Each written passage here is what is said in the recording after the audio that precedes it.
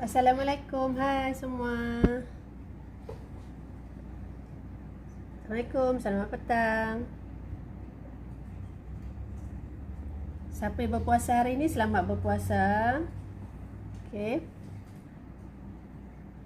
Selamat menjalani tugas harian. Yang mana beristirahat tu, okey, teruskan beristirahat sambil-sambil tu tengok live Kak Iza. Okey. Tajuk pula. Ini Kak Iza nak share sedikit tentang yang perlu anda tahu, yang penting yang perlu anda tahu. Okey, sebelum tu Kak Iza kenalkan diri. Kak Iza kenalkan diri dahulu. Nama penuh Kak Iza Nur Siti Iza binti Abdul Aziz, Afiq Konsultan, Alihah Setiawan. Okey, kebolehan Kak Iza adalah boleh diagnos tapak tangan anda dan boleh tahu masalah anda yang anda alami sekarang. So itu kebolehan Kak Iza. So Kak Iza boleh share kepada anda semua macam mana kita nak tahu masalah kita melalui tapak tangan. Okey, sebelum ni kita nak tahu masalah kita melalui tapak tangan, kita kena belajar. Tapi disebabkan sekarang ni masalah COVID, so kita susah nak pergi belajar. Dan Kak Iza pun nak bantu anda semua. Okey, macam mana kita nak tahu kita mempunyai masalah melalui saraf tapak tangan. Itu kepakaran Kak Iza ataupun kebolehan Kak Iza. Boleh cek melalui tapak tangan apa yang masalah anda alami sekarang. Okey. Okey, cara ini adalah menggunakan cara ataupun cara orang lama-lama dulu, itu bangsa Yunani. Mereka mengamalkan cara ini untuk melihat seseorang yang ada masalah. InsyaAllah di peringkat awal kita boleh tahu masalah mereka tersebut. Okey, jadi hari ini Kak Iza nak share. Yang mana mengenali Kak Iza, terima kasih. Tolong like dan sharekan live Kak Iza ni kepada rakan-rakan anda di luar sana. Yang belum mengenali, boleh mengenali Kak Iza. Kak Iza berada di Setiawan, Perak. Kedai Kak Iza bersebelah dengan Pasar Raya Ekosif. Dan juga Kak Iza mempunyai cawangan di Seri Iskandar. Okey. Biasanya kalau orang datang berjumpa dengan Kak Iza, insyaAllah Kak Iza boleh diagnos terus melalui tapak tangan. Tapi keadaan sekarang tidak mengizinkan sebab kita kena jaga SOP. So anda yang mendengar live Kak Iza ni, kalau nak minta tolong Kak Iza bantu anda tengok masalah anda melalui tapak tangan, anda boleh saja WhatsApp ke nombor telefon 019-464-0167 dengan cara pertama sekali WhatsApp mesti tunjuk tangan sampai ke pergelangan tangan dua-dua belah, kiri dan kanan. Tulis kiri mana, kanan mana satu. So WhatsApp dengan jelas, dengan jelas. So sampai pergelangan tangan ni. So dua-dua macam ni kena tunjuk dengan jelas. Kalau tak jelas, susah kita nak check, nak pastikan. Okey, jadi anda yang ingin minta bantuan, insyaAllah Kak Iza boleh bantu dengan cara ambil gambar dengan jelas, bagi nama penuh. Okey, nombor telefon, umur berapa, pekerjaan apa. Okey, lelaki ke perempuan tu mestilah kan. Lepas tu betul secara ringkas berat badan. Yang sebenarnya yang penting sistem pencernaan tu lawas ke tidak. Itu paling penting. Maksudnya sistem pencernaan, pembuangan air besar. Okey. Detail-detail tu kita perlu sebab dia ada related bila kita check melalui tapak tangan. Okey. Okey, seterusnya Kak Iza nak share macam mana kita nak tengok ataupun kita nak pastikan kita ni ada masalah ke tidak. Contohnya masalah masalah angin. Okey, ramai yang di antara kita banyak angin tetapi dia tak tahu yang dia tu memang betul lah ada masalah angin, sebab dia tak tahu macam mana nak check, nak tengok kan. So Kak Iza nak share hari ni. Kalau anda yang dah biasa, bagus, alhamdulillah, teruskan. Tapi kalau anda yang belum tahu, boleh dengar dan boleh tengok dekat tangan anak, tangan suami, tangan isteri. Okey. Okey, macam mana kita nak pastikan, nak tahu seseorang tu ada masalah angin. Simple je, angin. Kadang-kadang perasan tak? Kadang-kadang kita sentuh saja, contohnya kita pegang mana-mana bahagian ataupun kita sentuh, kita urut-urut sikit, dia dah sedawa. Itu dia mempunyai masalah angin. So Nak tahu kita ada masalah angin ke tidak, okey, tengok tapak tangan. Okey, pas tapak tangan kita ni akan ada bintik-bintik putih. Bintik-bintik putih. Kita tak dapat nak showkan gambar dekat sini sebab dalam handphone ni susah nak tunjuk gambar sebab dia akan jadi terbalik. Okey, dia akan nampak bintik putih di dua-dua belah tapak tangan kita. Di dua-dua belah tapak tangan kita tau. Okey. Sebelum tu Kak Izzah nak minta maaf, Kak Izzah kena alihkan pandangan sikit ya sebab Kak Izzah ada buat 2 live. Satu live yang FB oleh Hastiawan, yang lagi satu live di bahagian Izzahmu IM. So Kak Izzah nak share benda ni di 2 bahagian. Jadi bila nampak keadaan tu macam tunduk naik tu, jangan salah faham. Kak Izzah pakai dua handphone Okey, seterusnya Kak Izzah nak tahu, kita ada nampak putih di tapak tangan kita ni semua, keseluruhan ni. Jari-jari, tapak-tapak tangan kita putih-putih, bintik-bintik. Itu menandakan kita ada masalah angin dalam badan. Bila kita sebut angin dalam badan tu, banyaklah faktor-faktor angin. Ada 3 jenis angin. Okey, angin saraf. Maknanya semua tu bersangkutan. Okey, angin darah, angin sendi, ataupun angin segar 3 angin. Okey, kalau kita nampak putih-putih tu dekat tapak tangan kita ni, itu menandakan kita ada angin.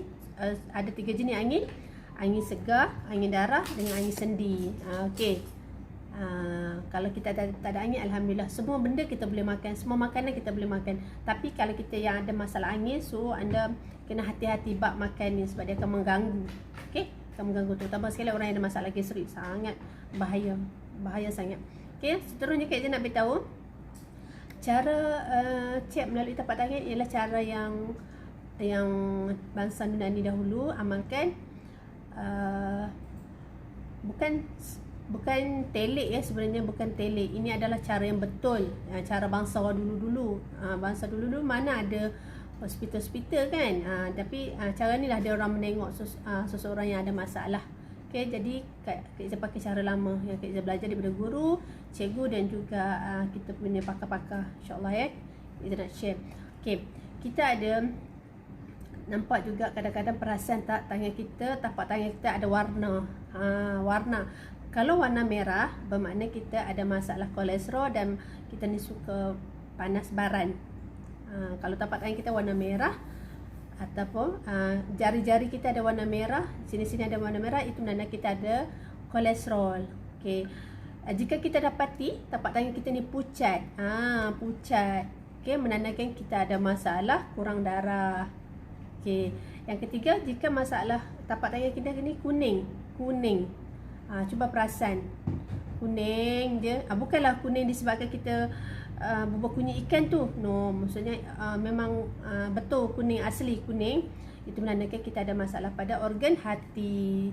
Jadi bila kita tahu keadaan kita macam tu, ada masalah macam tu, so kita boleh berhati-hati dan kita orang kata berjaga-jaga, dan kita tahu kena nak rawat. Kalau kita tak rawat, dia akan lebih teruk dan lebih memudaratkan pada diri kita. Okey, itulah kelebihan. So nanti yang ada anak-anak tu, ada suami tu, ada isteri tu, tolong ambil tangan dia orang, cuba tengok macam saya cakap tadi, ada tak warna merah, pucat ataupun warna kuning.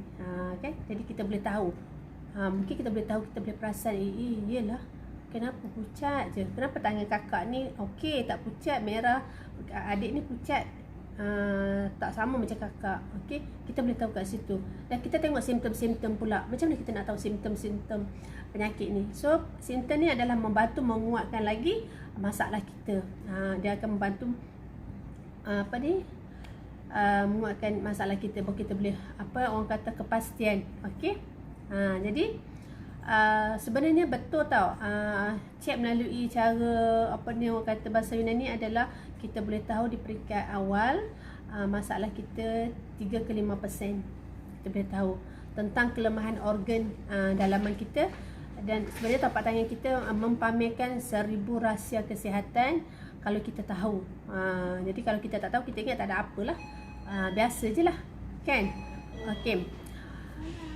Macam Kak Ija cakap tadi, simptom macam mana kita nak tahu yang kita ada masalah angin. Okey, simptom orang yang ada masalah angin ataupun orang yang memang banyak angin, kita boleh nampak simptom-simptom tu seperti dia punya emosi dia cepat marah, emosi dia suka terganggu. Okey. Darah keluar pejal atau kental. Okey. Jadi suara dia cakap suka tinggi-tinggi. Itu dia masalah angin. Simptom angin, cakap suara tinggi-tinggi, lepas tu pandangan dia sangat tajam. Itu orang yang ada masalah angin. Okey, simptom tu menunjukkan seseorang itu ada masalah angin.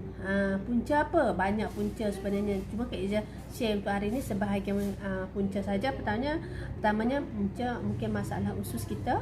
Masalah usus kita tu disebabkan pertama sekali kadang-kadang kita makan pagi tak konsisten, masalah usus. Kedua, makan suka berselang-seli. Kejap makan minum air, dia jadi macam tu kan. Orang kita tu macam tu kan. Anak-anak kita pun macam tu, makan sikit minum air, itu tak bagus. Dia boleh menyebabkan masalah pada badan kita, banyak angin. Okey, banyak bercakap, popek orang dulu kata, bercakap je tak semedang. Okey, itu punca. Seterusnya pembedahan bahagian perut. So kalau pembedahan perut ni kadang-kadang biasa orang yang ada masalah bahagian perut lah. Jadi itu punca dia. Dan juga masalah pemakanan kita yang suka makan benda-benda yang berangin, makanan yang berangin. Jadi itulah punca dia. Jadi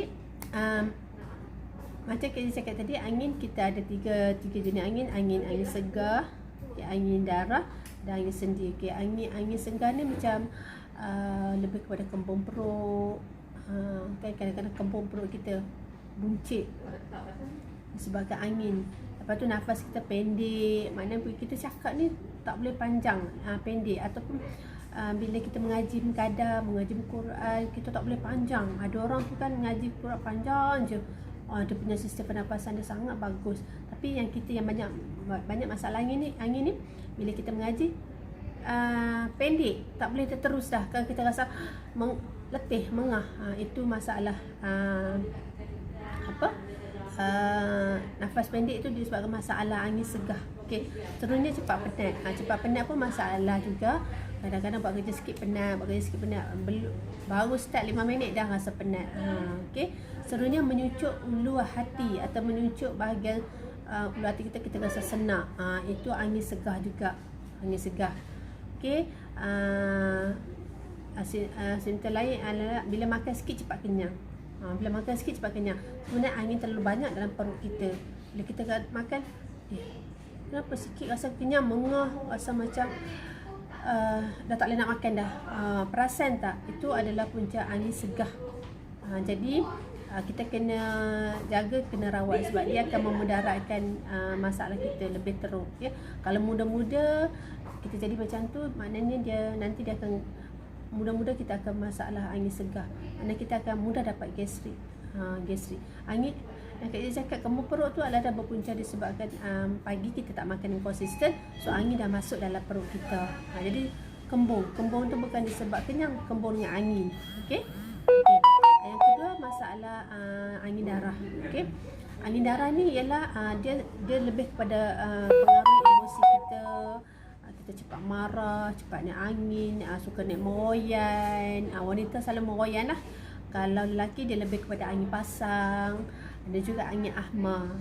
Itu dia punya angin darah. Maknanya orang kata dia emosi dia mudah terganggu ataupun mudah terasa, ada cepat melenting. Itu angin darah.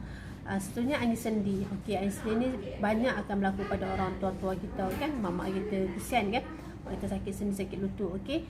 Bila gangguan sakit bila angin sendi ni dia ganggu pada lutut, sendi, kebas-kebas, sakit pinggang. Kadang-kadang mak-mak kita kan dia dah duduk lama-lama kan, nak bangun pun Allah mak seksanya, sakitnya lutut, nak unjur kaki tu masa 2, 3, 4 minit, 5 minit unjur kaki. Itu angin sendi, ditangkap sendi. Jadi dia akan rasa kebas-kebas, dia akan rasa sakit-sakit pinggang. Kadang ada adik main tolong urut pinggang mama ni sakit lah. Itu adalah masalah angin sendi. Kadang-kadang mak tak boleh nak jalan dah, lutut mamak ni sakit dah. Itu sakit angin sendi. Ada juga masalah yang lutut ni yang sudah kering ataupun lutut ni yang dah tak ada gel, gel dah habis. Itu pun dia sakit, dia serang sendi kita. Jadi orang yang ada masalah sendi ni, contohnya gel dah tak ada, dah kering, bila telisik dah sakit, Kak Izzah galakkan tolong makan minyak zaitun dan juga sapu bahagian lutut kita. Setiap hari sapu dengan minyak zaitun dekat lutut kita. Kalau boleh campur minyak zaitun dan campur habatus sauda. Campur setiap hari. Makan pun makan juga sehari 2 kali, dan sapu pun sapu juga setiap hari. InsyaAllah anda try buat. Masya Allah anda try buat. Kurang rasa sakit. Yang penting makan konsisten sehari 2 kali, 2 sudu pagi, 2 sudu malam. Dan sapu ni setiap hari, sehari 2 kali juga, pagi dengan malam. Buatlah, cuba buat. Sebenarnya insyaAllah boleh sangat-sangat membantu mengurangkan rasa sakit yang kekeringan gel tu. Apabila kita sapu dekat lutut kita, maksudnya minyak tu yang 7 lapisan demis tu dia akan serap terus ke sendi kita, terus ke lapisan kita, dia akan serap. Setiap hari bayangkan kita buat setiap hari. Allah tu Maha Kuasa kan, minyak zaitun yang barokah kan, dan minyak habatus adalah penawar segala penyakit kan. Jadi dia boleh membantu mengurangkan kering, boleh membantu mengurangkan rasa kerandangan, inflamasi ataupun bengkakan ataupun sendi kita tu yang kering tu. InsyaAllah dia boleh memberi grease balik dalam kita punya lutut kita tu. Itu yang bagus.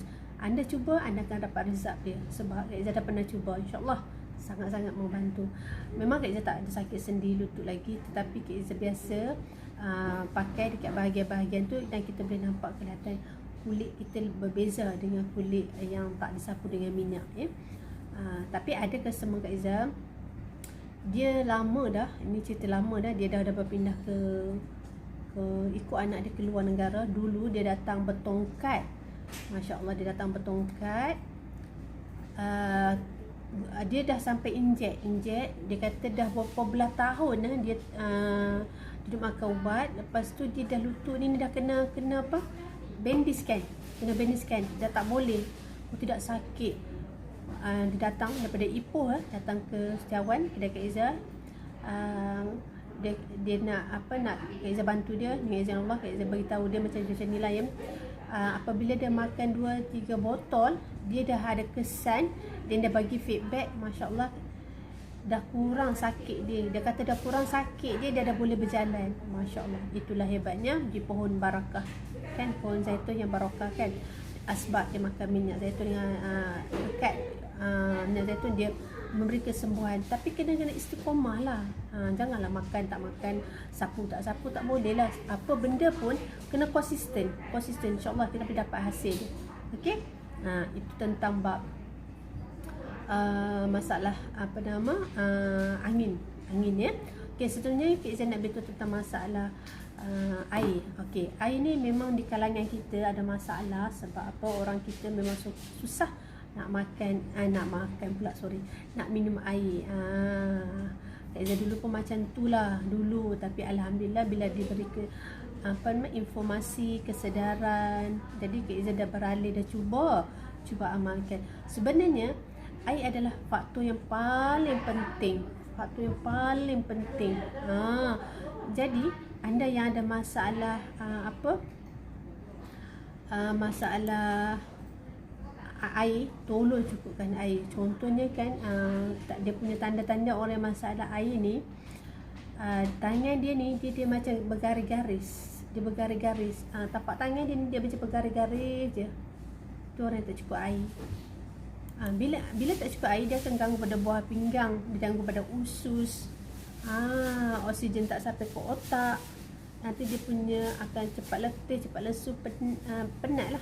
Dan dia rasa pernafasan dia tu macam orang kata sesak nak bernafas. Itu masalah kekurangan air. Jadi air ni adalah sangat penting untuk kita. Sebab kalau kita kekurangan air, dia akan mengganggu banyak masalah badan kita. Jadi pencernaan kita tak lancar, sembelit, akan berlaku sembelit, dan juga air kencing kita akan kuning. Buah pinggang kita tak boleh nak proses. Apa yang kita makan tu dia tak boleh proses.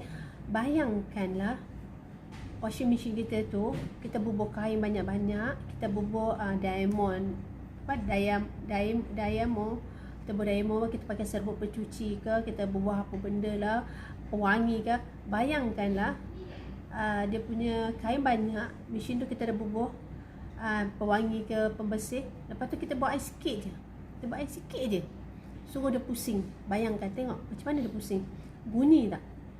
Macam tu lah dia punya bawah pinggang kita berbunyi. Tapi kita tak dengar lah. Macam tu dia nak pusing, nak bersih tu. Macam tu lah, bayangkan bawah pinggang kita jika tak cukup air. Jadi bawah pinggang ni kita kena jaga betul-betul, sebab rosak bawah pinggang, habislah kita. Maknanya sistem kita dah tak komplit.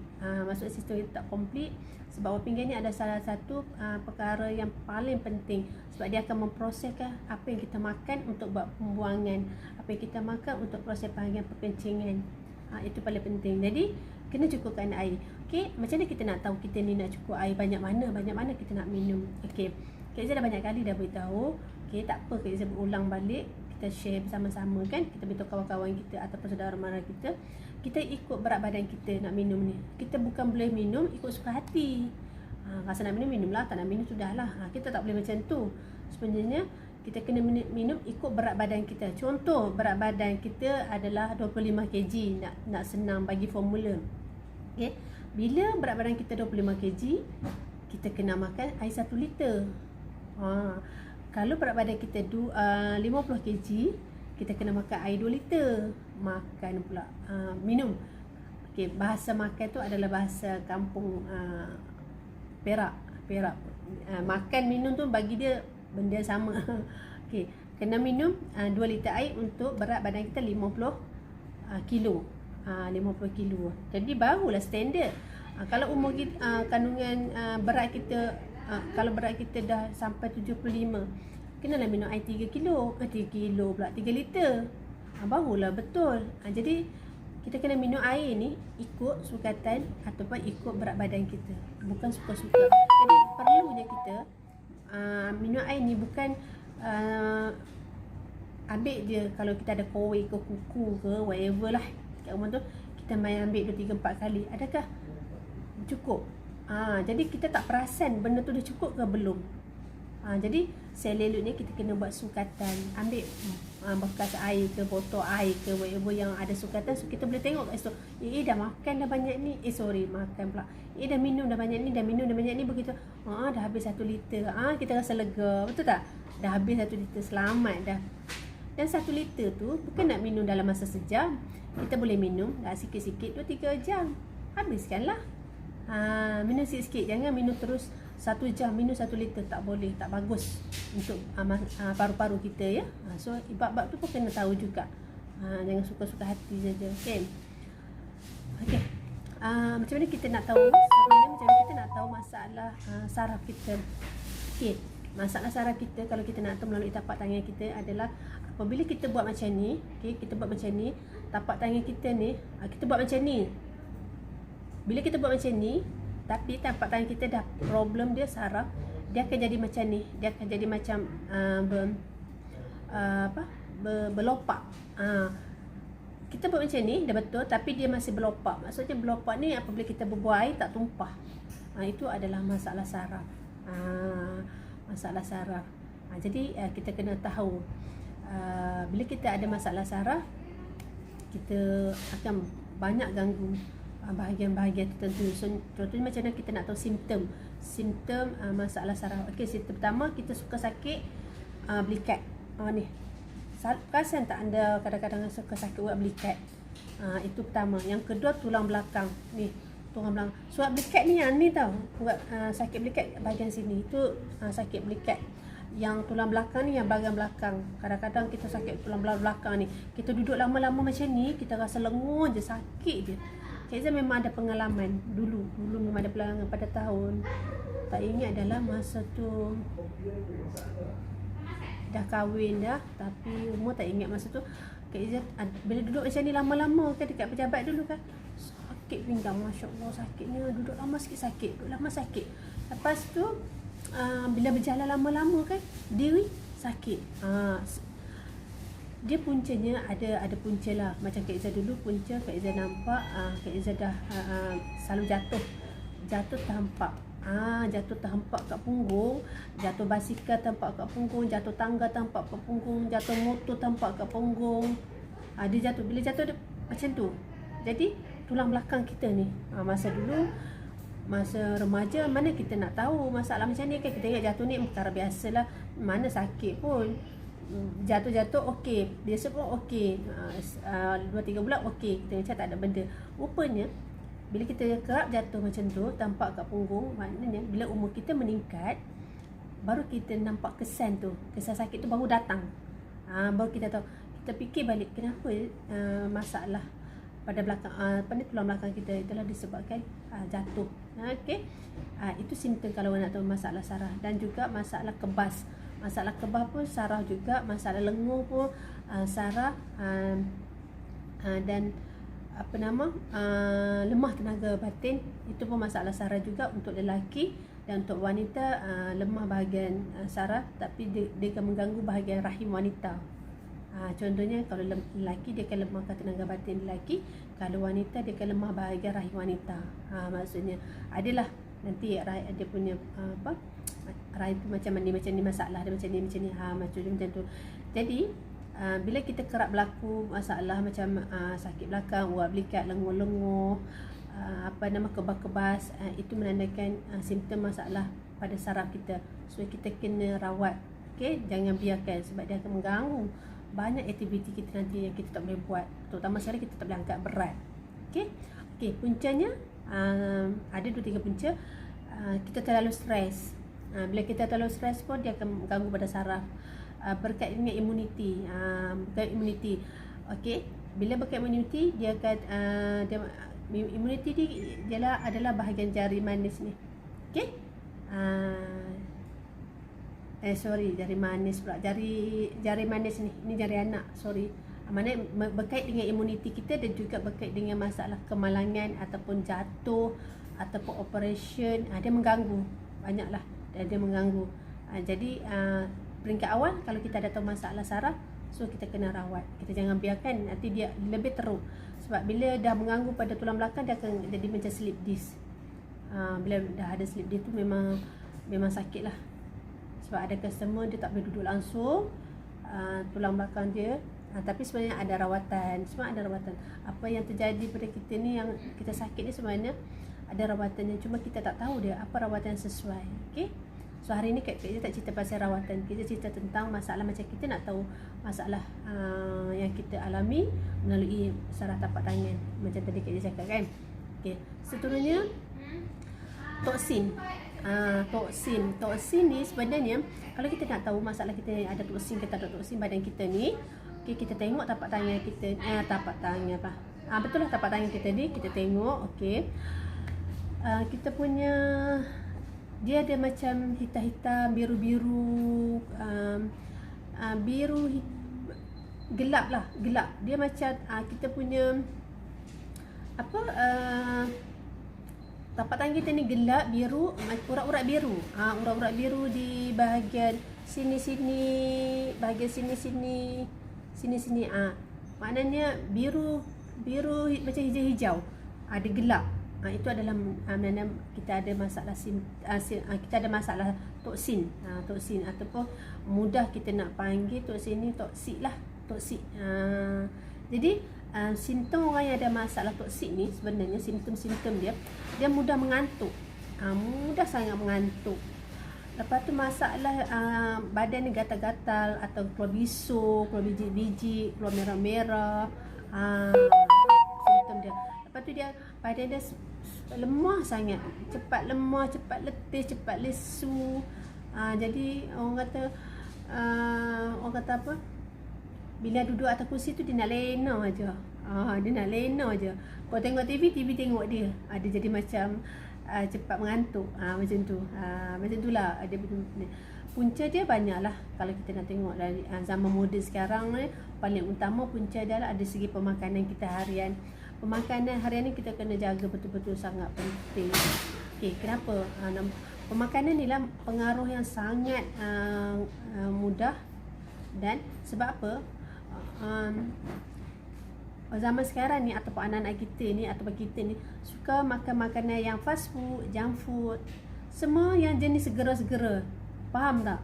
Maksudnya pemakan ni main peranan yang penting. Kita boleh makan tapi kena pandailah managekan kita punya pemakanan harian. So fast food, junk food, soseh, burger, nugget, okey, itu adalah pemakanan yang kita tak boleh ambil selalu. Kita kena kontrol, kena jaga. Okey. Kadang makanan yang diproses, yang dah diproses, tu sangat membahaya. Tapi kalau kita ambil sekali tak ada masalah. Cuma jangan ambil kerap. Okey. Kedua, masalah persekitaran kita. Masalah persekitaran kita ni yang tak bersih, tak sihat, tercemar. Jadi dia akan mengganggu deria bau kita, hidu-hidu benda-benda tu. Dia akan memberi toksin dalam badan kita. Okey, yang pertama pemakanan, yang kedua persekitaran, yang ketiga bahan kimia. Bahan kimia ni apa? Contohnya kita suka makan ubat-ubatan yang banyak kimia. Contoh kita makan painkiller, suka makan painkiller. Painkiller tu kan dia sangat bahaya. Jadi kita suka ambil ubatan yang ada steroid. Macam tu, banyak steroid kan. Dia akan mengganggu. Jadi dia ganggu kita punya, maknanya yang paling utama pemakanan itulah kita kena jaga. Okey. Lepas tu masalah usus. Okey, masalah usus. Okey. Toksin ni disebabkan masalah usus sebab jika kita ada masalah buang air besar tak lancar. Contohnya kita buang air besar tak lancar. Macam keluar macam najis kita macam tek kambing. Macam sikit-sikit nak buang tapi tak boleh buang semua. Maknanya dia macam separuh-separuh. Jadi najis kita tu keras, hitam. Itu maknanya masalah usus. Usus kita tak boleh buang dengan lancar. Masalah usus disebabkan kita dulu ada masalah parasit pun sama. Parasit tu tahu tak? Cacing kerawik. Jadi punca-punca ni adalah yang menyebabkan pada kita banyak toksik. Jadi pembuang yang besar kena lancar, jangan jadi sembelit, jangan ada buasir. Kita kena, itulah kata dia, pentingnya minum air yang cukup. Pentingnya makanan yang berserat tinggi, fiber tinggi. Maksudnya macam tu. Daripada apa? Sayur-sayuran dan buah-buahan. Itu lebih bagus. Okey. Cara nak merawat dia, kita boleh bekam pun boleh. Detox setiap hari. Detox setiap hari ataupun sehari sekali. Detox. Maksudnya badan kita ni nak buang toksin ni, kita kena detox balik. Kalau kita tak detox, benda tu duduk dalam perut kita, kolon perut kita. Jadi setiap hari toksin masuk. Lama-lama dia macam lori sampah lah. Masuk semua tu nampak macam-macam ada dalam tu. Kita pun geli kan, tengok banyak sampah sangat, macam-macam jenis sampah ada yang tak tahu nak cakap lah. Jadi dengar pun kita rasa takut, geli kan. Jadi macam tu dalam perut kita, toksin terlalu banyak. Jadi cara dia bekam. Kalau kita, waktu sekarang ni COVID mungkin tak boleh bekam, tapi kalau boleh bekam je. Okey. Kedua, kita detox setiap hari. Detox dengan cara yang betul lah. Jangan detox suka hati. Detox ni kita tengok, janganlah detox makan terus nak buang air besar. Contohnya ada dulu-dulu dia orang makan apa? Makan julak. Bila makan julak berapa jam terus nak buang. Okey, bukan tak boleh, tapi dia mengganggu pada usus nanti. Nanti usus kita akan jadi problem sebab kita paksa benda tu. Bukan natural. Natural kita untuk pembuangan air besar dah setiap hari, paling bagus hari 3 kali. Kalau tak dapat sehari 3 kali buang air besar, sehari 2 kali. Kalau tak boleh buang air besar sehari 2 kali, at least sehari sekali. Jadi kalau kita makan julak tu, dia macam dapat makan je buang air besar, berterabur kadang-kadang. Ada juga yang jenis masuk ubat dalam punggung. Nak bagi berak ni, masuk ubat dalam punggung. Kalau tak masuk ubat dalam punggung, dia tak berak. Jadi itu pun membahaya, akan merosakkan pada usus kita. Maknanya bila kita kerap sangat buat macam tu, usus akan terkesan disebabkan ubat-ubatan tu. Jadi kita nak cara natural lah. Maksudnya cara tu macam mana? Detox. Detox tu apa? Detox ni lebih bagus sebab kita pakai detox yang natural, alami, organik. Okey. Bila kita ambil detox cara organik, alami dan organik, dia tak memberi kesan pada badan kita. Malah dia akan bantu badan kita, bagi up balik imuniti kita, bagi strong, bagi kuat, bagi melawan radikal bebas, virus, bakteria. Itu pentingnya detox. Jadi detox ni kena tahu yang paling sesuai ialah daripada buah-buahan. Contohnya daripada yang organik, natural, alami. Tapi jangan ambil yang ada campuran gula pula. Dia akan memberi keburukan balik, sebab gula adalah dia punya kosong khasiat ataupun tak ada khasiat langsung. Jadi cuba bayangkan anda yang kalau ada obesity, orang yang ada masalah obesity, bila dia ambil gula susah nak turun. Jadi cara nak mudah turun berat badan, jangan ambil gula putih. Jangan ambil gula putih langsung. Tengoklah, buat kerap-kerap. Lepas tu bantu dengan sinergi yang cepat, yang organik, natural, alami ni, dia mudah turun berat badan kita. Okey. Itu tentang toksin dah. Okey. Sebenarnya Kak Izan nak beritahu tentang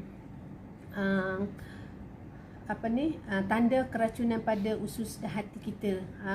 Macam mana kita nak tahu tanda-tanda yang pada tapak tangan kita menandakan ada masalah keracunan usus dan hati kita.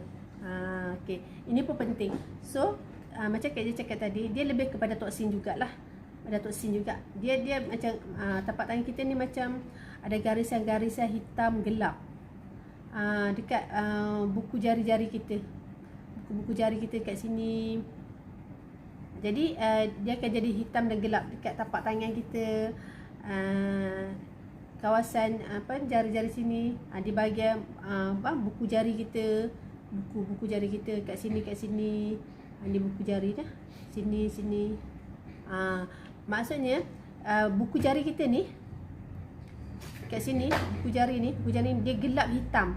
Dia macam, dia selalu kat macam nak cakap kan, tapak tangan kita memang dia ada macam gara-gara hitam-hitam gelap-gelap. Dan kita punya belakang tapak jari ni, bahagian sini gelap, sini gelap, sini.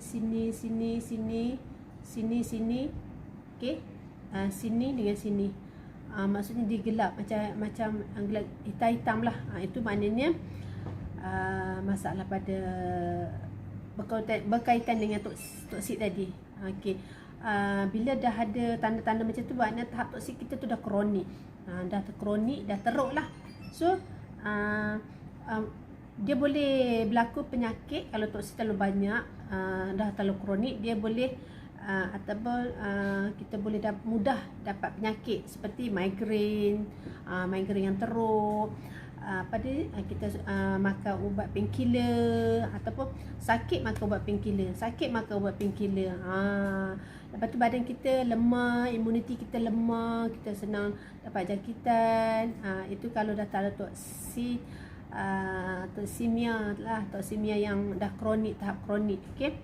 Dan kita mudah terdapat ataupun mudah terdedah pada penyakit degeneratif tu, pembiakan. Okay, kita akan mudah dapat.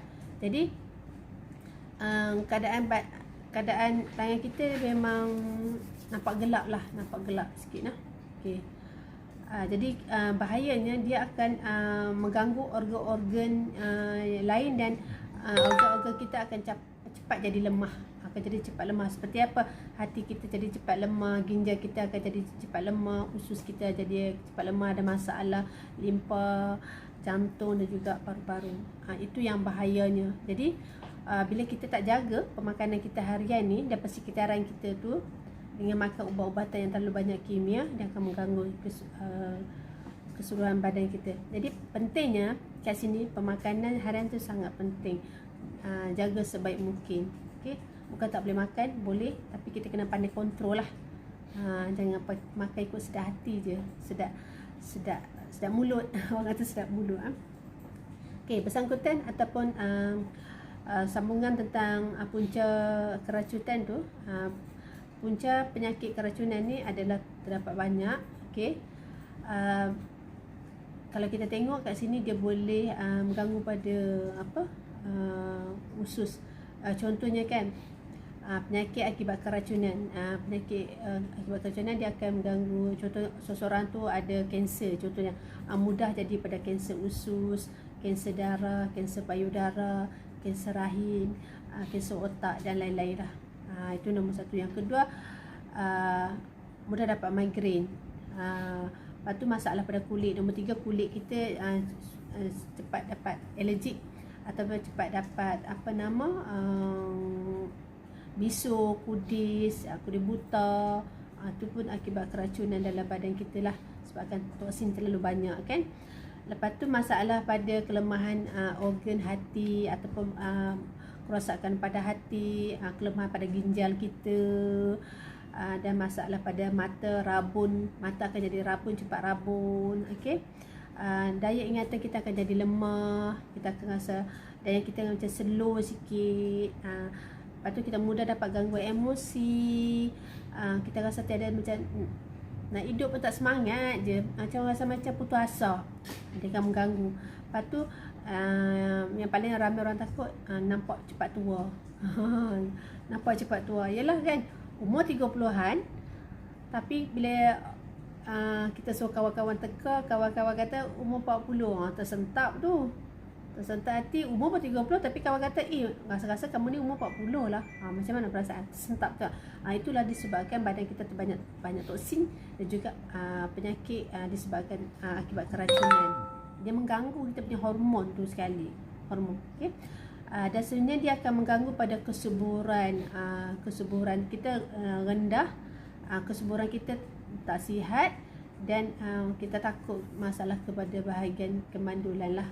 Nauzubillah lah maksudnya. Tapi apa yang Kak Ija nak cerita ni, itulah punca-punca dia. Kalau kita tak jaga, dia akan membawa kepada kita sekiranya kita biarkan benda tu sehari, seminggu, sebulan, 2 bulan, 3 bulan, 4 bulan, 5 bulan.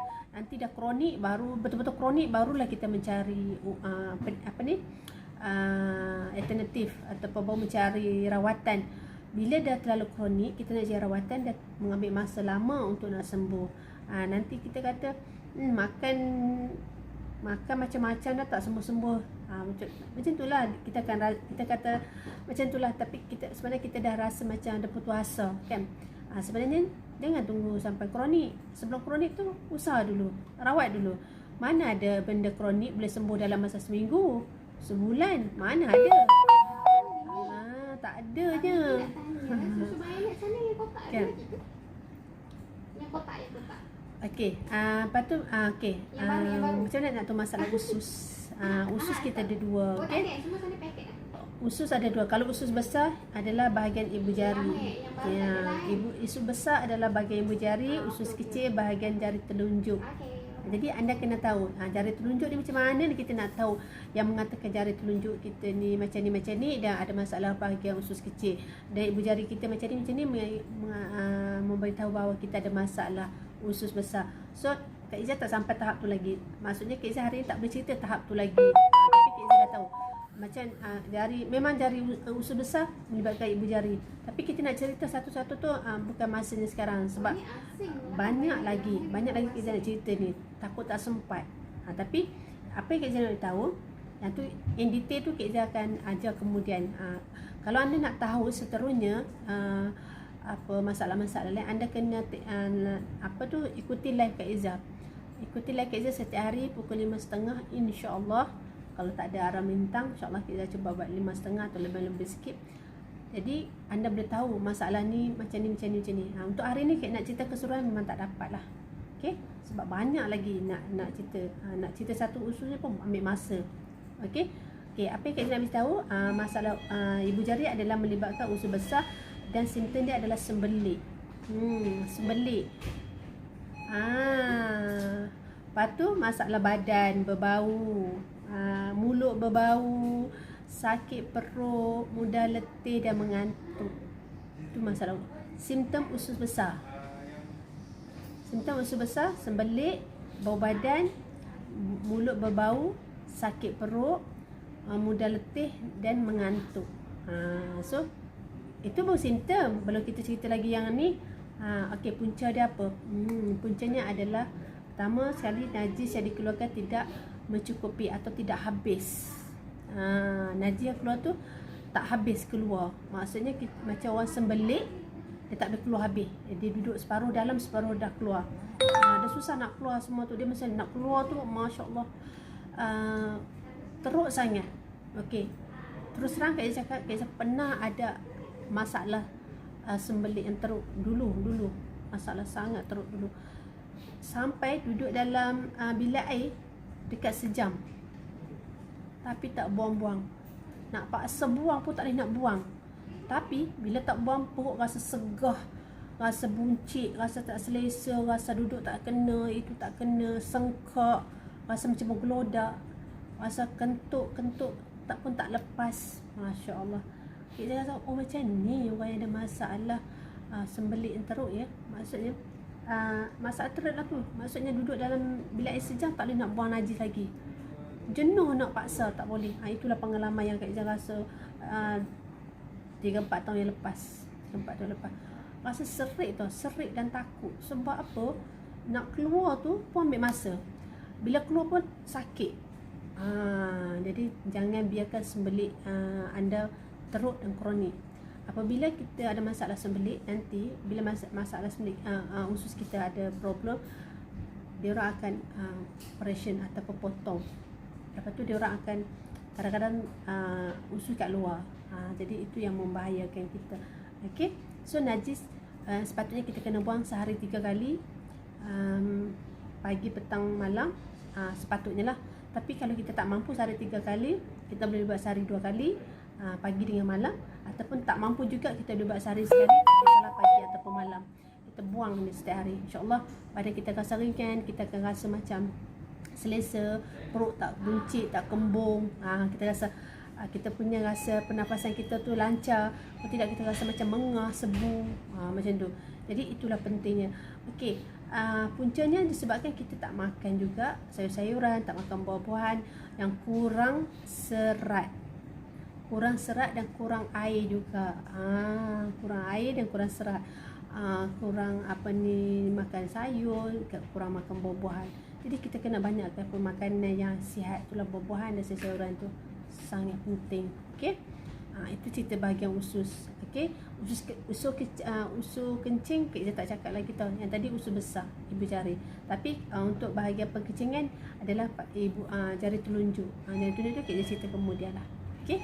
Jari telunjuk ni lebih kepada bahagian perkencingan. Kencing kotor, kencing berdarah, kencing sakit, kencing tak lawas, dia mengganggu bahagian perkencingan. Okey. Okey. Tentang ni ringkas saja sebab kita tak boleh tak boleh terdalam mendalam, nanti ramai yang tak faham. Jadi macam ni orang nak tahu untuk masalah jantung. Okey, cara ringkas dia kita betul. Kalau kita nak tahu masalah kolesterol dan dah ganggu pada bahagian jantung kita, dia ada related juga kolesterol dengan jantung ni ada bersangkutan lah. Okey. Bila jari kita ni kita kena tengok, bila jari kita kena perasan. Kalau orang yang dah perasan tu bagus, yang baru nak perasan tu tak apa, jangan risau. So bila kita tengok tapak tangan kita macam ni, okey, jari tengah kita ni menandakan bahagian jantung kita tau. Jari tengah ni menandakan jantung kita. So bila dia akan bengkok ke kanan, itu ada masalah gangguan jantung kita. Bila jari kiri kita ni yang tengah ni dia belok sengit ke kiri, itu pun punca ada masalah jantung. Maksudnya ini kena tengok dengan teliti lah. Kalau orang datang kena cek teliti, tengok betul macam mana kan. Kalau takat gambar tu pastikan kena clear dia bagi elok, tak boleh sengit-sengit. Kena clear. Okey, simptom apa? Orang yang masalah jantung, simptom apa? Okey, pertama simptom dia suka berdebar-debar.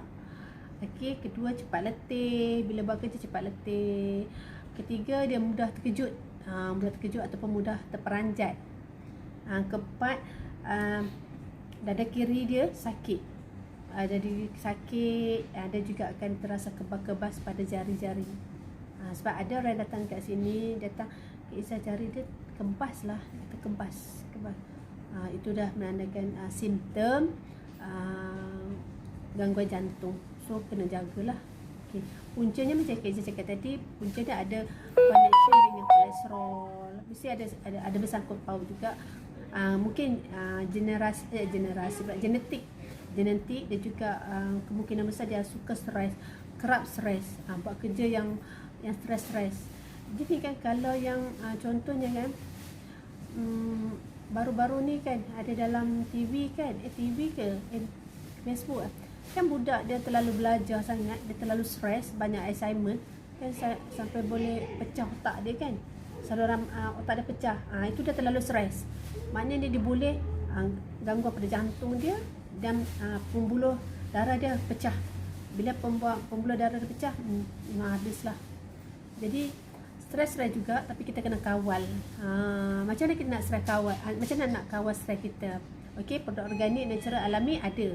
Ada contoh seperti D5. D5 tu bagus untuk jantung, sangat bagus.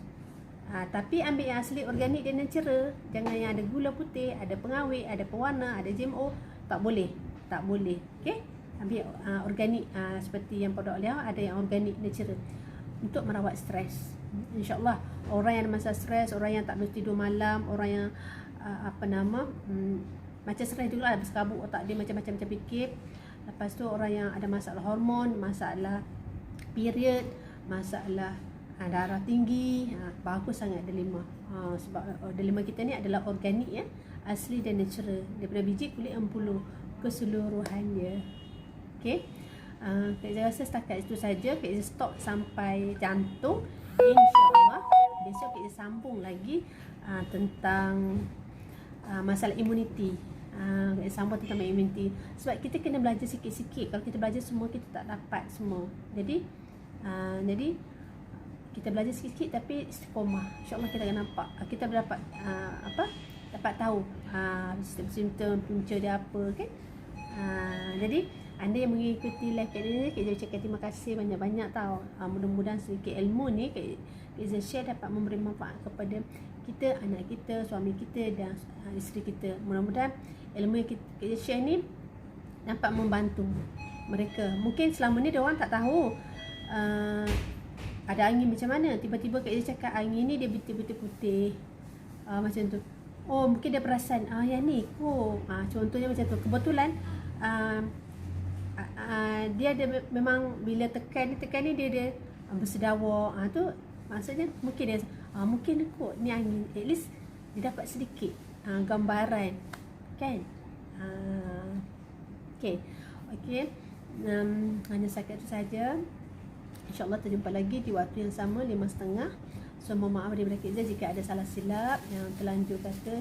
Yang baik itu semua datang daripada Allah, yang tak baik itu daripada kesihatan sendiri. Jika ada apa-apa, boleh WhatsApp ke nombor telefon 019-464-0167. Jika nak hantar gambar tangan, pastikan yang betul-betul clear, jelas hingga pergelangan tangan. Mesti ada nama, mesti ada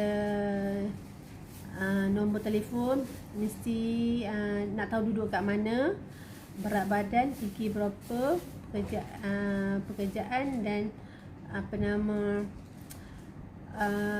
tangan tu beritahu tangan kiri mana, tangan kanan mana. Okey, hanya sekali saja.